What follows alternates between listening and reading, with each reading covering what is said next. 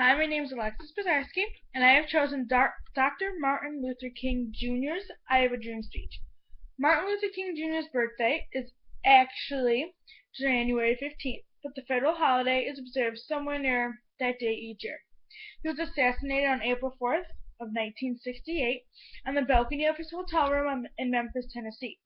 Due to his death, riots broke out all over the country, mostly within the black urban parts. At least 110 cities experienced all kinds of destruction due to these riots. The next 3 days after his death, those cities experienced about $50 million in damages. Of the 39 people that died during those riots, 34 of them were black. The worst of these riots were in three main cities: Chicago, Baltimore, and Washington, D.C. It took over 22,000 federal troops and 34,000 National Guard members, with the local police's help, to try to calm down the riots. According to ChristianPost.com, he gave a speech on August 28th, in 1963 on the steps of the Lincoln Memorial. The speech was given during his March on Washington. In the beginning of his speech, he talked about the Emancipation Proclamation. He said that this was supposed to free the Negro people, but 100 years later, they are still not free. The Constitution and the Declaration of Independence were supposed to declare everyone equal and free, but apparently the Negro people of that time did not apply to these laws. He stated that these promissory notes those were promissory notes, and that they had come to cash their checks at the nation's capital. When they went to cash their checks, they were insufficient funds in order to cash it, otherwise saying that the blacks at the time were not given the same treatment that they were promised in the Constitution and the Declaration of Independence. He goes on to say that he dreams of a day when whites and blacks, the same nation, will be integrated instead of segregated. He also dreams of a day where everyone in every state and every city will be able to walk together hand in hand, so to say, to the same equality supposed to be given in earlier years.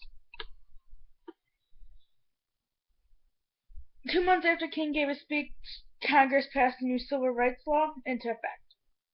King used techniques such as direct eye contact and familiarity with the audience in order to connect with them better while giving his speech. Even though he was going through the same thing that every other Negro back then was going through, he didn't just stand around and let it happen to him. He stood up for what he believed in and fought against the government in order to get the same rights as every white man had back then. Eventually, his hard work paid off. Today, there is still some discrimination, but it's not as harsh and as terrible as it was back then. Blacks today are not slaves like their ancestors were, as they have every freedom that every other white man has today. During King's speech, everyone in the audience was excited and full of energy, anticipated, and was eager to hear what he had to say next about what change he was trying to make. King changed the lives of so many people that day. He gave so many people the chance to a better life that they wouldn't have otherwise had. Dr. King's speech inspired so many blacks that day to become more than what their ancestors were.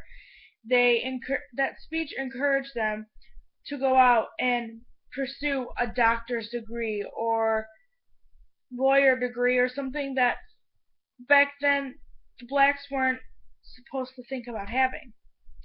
That speech also left the nation split, sort of how it is today. Some, mainly the blacks, were rejoiced and happy and finally able to relax knowing that they had their freedom now. The rest, the whites, were despised that they would even try to get their freedom. It's not like the blacks were good for anything other than slave work from the point of view of the white owners of the slaves. Today, most of us believe that this man did an amazing job fighting for what he deserved. Plenty of people today are doing the same thing, although the case they're fighting for may not be as drastic as personal freedom, although every case that people are fighting for is important. Dr. Martin Luther King Jr. was great at giving speeches.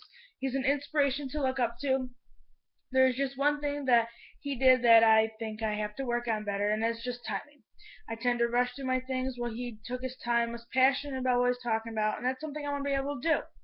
King was an inspiration to hundreds back then, and today he's still an inspiration to me.